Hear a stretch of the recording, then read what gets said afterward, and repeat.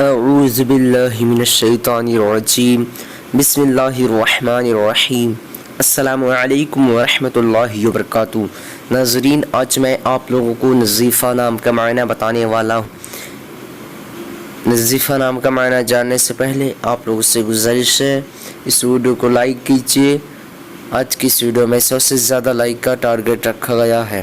ناظرین، اگر آپ لوگ ہمارے چینل پہ نئے ہیں تو چینل کو سبسکرائب کیجیے، ساتھ ہی بیل آئیکن کو دبا دیجیے۔ چلیے جان لیتے ہیں نظیفہ نام کا مطلب۔ نظیفہ لڑکیوں کا نام ہے۔ یہ عربی زبان کا لفظ ہے اور اس کا معنی پاک باز، پرہیزگار، طاہرہ، حلال۔